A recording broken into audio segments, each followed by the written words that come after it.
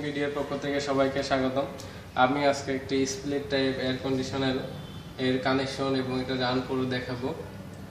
তো এখানে আপনারা যেটা দেখতে পাচ্ছেন এটা হলো একটি ইভাপোরেটর বা ভিতরের সাইড, ইনডোর সাইড। আর এর মধ্যে একটি মোটর আছে যেটা চলে ফ্যান, যেটাকে বলা হয় রানার। তো আসলে ওইটা ঘুরলে এখান থেকে তাপটা মানে রুমের বাতাসটা কিন্তু এই পথে প্রবেশ করে উপর থেকে। এখানে নেট দেওয়া থাকে, নেট দিলে সেখানে বাতাসটা প্রবেশ করলে সেই বাতাসটা ভিতর থেকে এসে এই পথ দিয়ে এসে রুমে আবার পাঠিয়ে দেয়। তো এখানে এটা সুইপ মোটর আছে আরেকটি মোটর যেটা এই পাখাটাকেগুলোকে স্লাইড করে সরাই দেয়, বাতাসগুলো আমরা করতে পারি। যেমন এটা সেই মোটরটি, এই যে সুইপ মোটরটি, ছোট্ট একটি মোটর। এখানে অবশ্য দেখতে পাচ্ছেন এটা অনেক পুরাতন, কিছু কিছু অংশ আসলে একটু ড্যামেজ হয়ে গেছে, বাট এটা এখনো রান আছে। আমি রান করে দেখাবো আপনাদেরকে। তো এখানে যখন এটা ঠান্ডা হয়ে যায়, এই জায়গাতে জলীয় কণা শোষণ করার কারণে কিছু জল বা এখানে জমা হয়, সেটা ড্রেইন পথ, এই যে এখানে নিচে যে পথটা, এই পথটার মাধ্যমে পানিটা নিচের দিকে নিয়ে যাওয়া হয়, একটি পাত্রে জমা করা হয় বা একটা ড্রেইন লাইনে সংযুক্ত করে দেওয়া হয়। সরাসরি এখান থেকে যে পানিটি জলীয় কণা এখানে আসে সেটা বাইরে চলে যায়। আর তাছাড়া এখান থেকে দুটো টিউব আসছে, সেই দুটো টিউব হলো দেখেন এখানে এসে লাগছে। এখানে একটা যেটা লাগছে এটা হলো কুলিং করার জন্য, যেটা হলো আপনার লিকুইড আসছে, লিকুইডটা ঢোকার পরে সেটা এখানে ভেপার হবে, ভেপার হওয়ার পরে। এবং আরেকটা যেটা এসে লাগছে,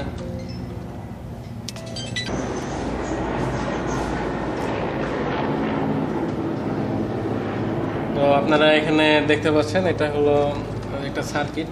যে সার্কিটটি বর্তমান যে সার্কিটটি চলে সেটা আমি অন্য ভিডিওতে আপনাদেরকে দেখাইছিলাম। তো এখান থেকে সার্কিটটা আসলে একটু উপরে তো ভিডিও করা একটু কষ্ট হচ্ছে, তারপরেও দেখেন যে এখানে এই যে এটা হলো প্লাগ, এরপরে এখানে এই যে এটা হলো মোটর, এটা হলো ইনডোর পিজি মোটর, অর্থাৎ এটা হলো আপনার যে রানার বললাম সেই রানার মোটরটা। আর এখানে হলো এই যে এটা আপনার স্টেপ মোটর বলছে, এটা হলো আপনার সুইপ মোটর, যেটা হলো এই পাখাটাকে স্লাইড করবে। এখানে সেন্সর আছে, একটা সেন্সর, একটা ডিসপ্লে আছে।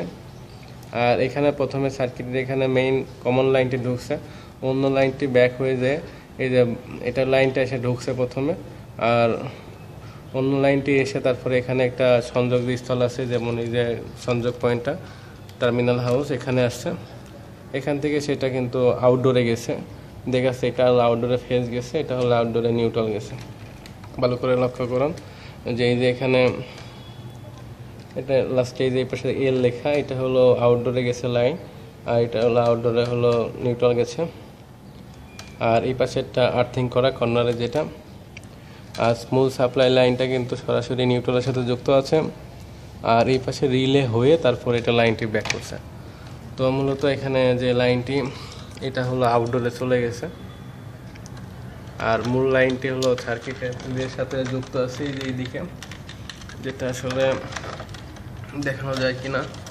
এই যে এখানে যখন লাইনটি আসছে, এখানে হলো একটি মূল লাইন আসছে, যেমন এটা হলো এই যে এইটা হলো মূল লাইন, তিনটা লাইন। আর্থিংটা এখানে সংযুক্ত নাই, অবশ্য সংযোগ করা উচিত আর্থিংটা। তো এখানে দুটো লাইন, এই যে দুটো লাইন, একটা লাইন ওই পাশে যায় সরাসরি লাগছে, আর এটা হলো ফেজ লাইনটি সার্কিটের সাথে যেয়ে বসছে। তো সার্কিটটা আমি অন্য সময় আবার দরকার না বুঝলে বুঝিয়ে দেবো। এখানে একটা ট্রান্সফরমারও আছে যেটা সার্কিটটা কন্ট্রোল করার জন্য ব্যবহার করা হয়েছে। আসলে এটা তেমন জটিল কিছু না, একটু ডায়াগ্রামটা ভালো করে খেয়াল করলেই চলবে। তো আমি এটাকে একটু চালিয়ে দেখাবো আপনাদেরকে এই মুহূর্তে।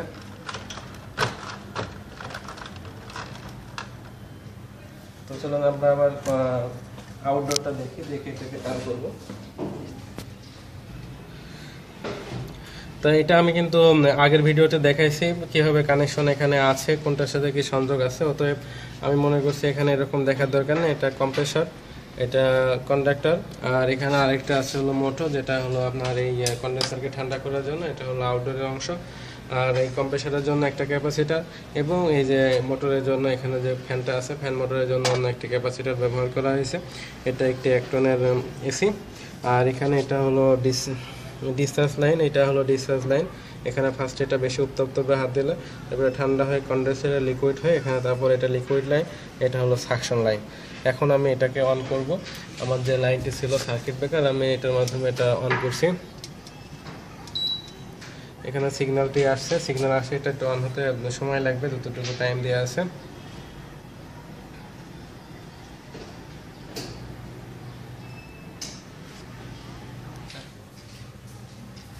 তো এটা আসলে ম্যানুয়াল একটি সার্কিট। এখানে দেখছেন একটা পুশ সুইচ রয়েছে। তো এখানে আমরা যখন চাপ দিব এটা তারপরে একটি সময় নিবে, সেই সময়ের মধ্যে এটা রান হবে। তো আমি এটা চাপ দিলাম এবং এখানে দেখছেন যে সবুজ ইন্ডিকেটরটাও জ্বলে উঠলো। অবশ্য আমি আপডেট সার্কিটটা আপনাদেরকে আগেই দেখাইছি সার্কিটটি। তো এখন একটু অপেক্ষা করতে হবে, করলে এটা অন হয়ে যাবে। তো এখানে তো এটা অনটা দেখানো যাবে না, তো আমি কন্ডেন্সারের দিকে বা আউটডোরের এখানে আসবো, আসলে এখানে কুলিং ফ্যান এবং কম্প্রেসরগুলো চলবে।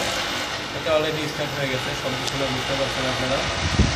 এখানে দেওয়ার আগে স্টার্ট হয়ে গেছে। তো আমি এখান থেকে আগে দেখিয়ে নিই আপনাদেরকে।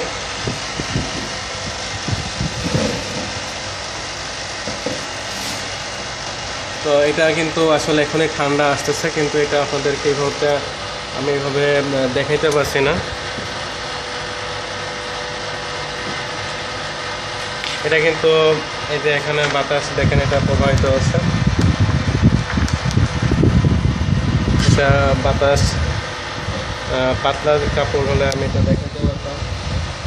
আমার কাছে এই যে একটা রয়েছে, দেখছেন এই যে এটা, এই যে বাতাস প্রবাহিত হয়েছে, রান্না চলছে। তো এটা এই পর্যায়ে কিন্তু বাতাসটা আসছে, এটা ঠান্ডা হওয়া শুরু হয়েছে এবং এইখানে এটা কিন্তু ঠান্ডা। দেখেন আমি যখন হাত দিয়ে এটা স্পর্শ করছি, উচিত না এভাবে লাইনে হাত দেওয়া, এখানে বিদ্যুৎ থাকে না। দেখেন এটা কিন্তু এই যে সাদা একটা ভাব এর উপরে জমা হয়, সেই সাদা ভাবটা কিন্তু চলে যাচ্ছে যখন আমি হাত দিয়ে করছি। যাই হোক, এটা রান হয়েছে মূল কথা। এখন আমরা হলো এর কন্ডেন্সার সাইডটা যাই একটু দেখবো সঙ্গে সঙ্গে।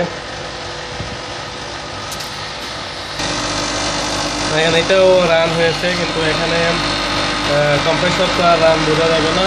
তো এই অংশটা আসলে গরম হয়, এই যে এটা, এবং এটা ঠান্ডা হওয়ার পরে একটু ঠান্ডা হওয়ার পরে সেটা লিকুইড হয়, লিকুইডটা এই পর্যায়ে চলে যাচ্ছে, যে এটার মধ্যে দিয়ে এটা প্রবাহ হচ্ছে। যখন আমরা চার্জিং করি, সাকশনে চার্জিং করতে হয়।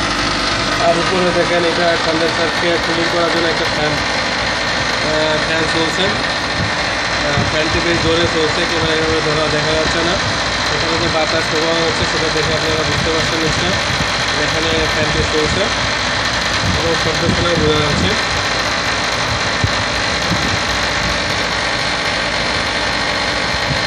এটা যখন চলবে তখন এটা কিন্তু গরম, এই যে এই কন্ডেন্সারটি বেশ গরম হবে। আমরা আবার রান্নার অংশটা আপনাদেরকে দেখাই এবং স্টার্ট করবো এটাকে।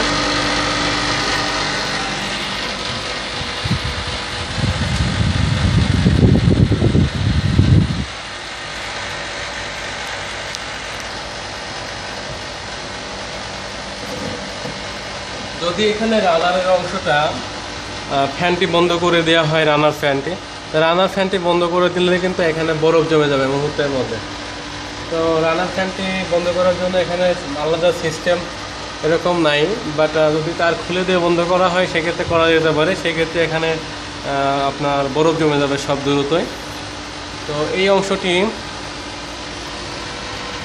দেখেন, এই যে এই অংশটি, এটা কিন্তু যে সাদা হয়ে গেছে।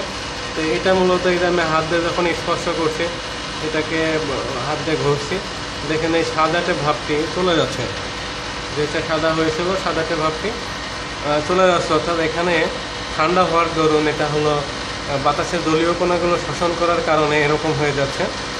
আর এই অংশের সাথে কিন্তু একটা সেন্সর রয়েছে, দেখতে পাচ্ছেন এই যে সেন্সরটি, অর্থাৎ এই ইভাপোরেটর কী পরিমাণ ঠান্ডা হবে সেই ডাটাটি সে নেবে। এবার আমরা এই যে সুইচটি দিয়ে অন করছিলাম, এখানে আমরা আরেকবার পুশ করলে এটা বন্ধ হয়ে যাবে। এই মুহূর্তে এটা বন্ধ হয়ে গেছে। তো আমরা যেখানে অন করছিলাম সেখানে আরেকবার পুশ করলে এটা বন্ধ হয়ে গেছে। তো আশা করি আপনারা বুঝতে পারছেন যে কীভাবে একটি স্পিরিট টাইপ এসে কাজ করে এবং তার দুটি অংশ, একটি হলো আউটডোর, একটি হলো ইনডোর, এবং ইনডোর আউটডোর অংশগুলো দেখালাম। সার্কিটটা আগেই আপনাদেরকে দেখিয়েছিলাম, আজকেও কিছুটা দেখানোর চেষ্টা করছি। তো সবাইকে ভিডিওটি দেখার জন্য অসংখ্য ধন্যবাদ। আর আমার ভিডিও যদি ভালো লাগে এবং আরও ভিডিও পাওয়ার জন্য আমার চ্যানেলটাকে সাবস্ক্রাইব করুন, ভিডিওগুলো লাইক দিন এবং শেয়ার করুন। আমার কাছে অবশ্যই একটি সার্কিট এখনো ডায়াগ্রাম আঁকা আছে, আমি এটা আপনাদেরকে একটু দেখাই নিই। তারপরও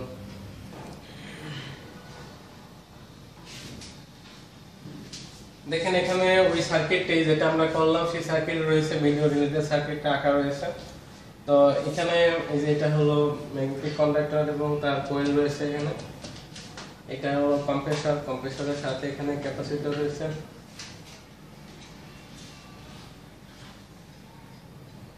এখানে যে কন্ডেন্সারের একটা ফ্যান ব্যবহার করা হয়েছে, সেই ফ্যানের জন্য এখানে সার্কিট রয়েছে, ক্যাপাসিটর রয়েছে। এটা আপনারা আশা করি ভালো করে বুঝছেন। এই পাশে যে সার্কিট, এখানে একটু প্রবলেম থাকতে পারে। তো দেখেন সার্কিটে যেটা ওখান থেকে আমি দেখানোর চেষ্টা করছি, এটা কিন্তু ট্রান্সফরমার আছে, একটা ট্রান্সফরমার ইনপুটের লাইন ঢুকছে এবং সেটা আবার সার্কিটে ব্যাক করছে। আর সাপ্লাই লাইন থেকে যে লাইনটা আছে সরাসরি এখানে নিউট্রালে গেছে, আর সার্কিটে একটা রিলে আছে, রিলেতে গেছে। রিলের অন্য প্রান্ত থেকে একটা লাইন আসে, ওখানে যে টার্মিনাল হাউস আছে বা কানেক্টর আছে সেখানে আসছে। সেখান থেকে লাইনটি তারপরে ম্যাগনেটিক কন্ডাক্টরে এসে অন করার জন্য ব্যবহার করা হয়েছে। কন্ডাক্টর অন হলে তো লাইনটি এই কম্প্রেসরটাকে অন করছে। আর অন্যদিকে এখানে যে রানার আছে, সেই রানারটিকে 3টা স্পিডে চালানোর ব্যবস্থা করা হয়েছে, একটা লো, একটা মিডিয়াম আর একটা হলো হাই। এই হলো রানারকে চালানোর ব্যবস্থা করা হয়েছে। ইনডোর বলোয়ার ফ্যান মোটর, অথবা এটাকে রানার বলা যেতে পারে। আর তাছাড়া এখানে আরেকটি আছে, আমার ইচ্ছা অনুযায়ী আমরা এই সুইপ মোটরটাকে বা স্টেপ মোটরটাকে আমরা চালাতে পারতাম। তো সবাইকে আবার ধন্যবাদ জানিয়ে আজকে শেষ করছি। আজকে পর্যন্তই, আল্লাহ হাফিজ।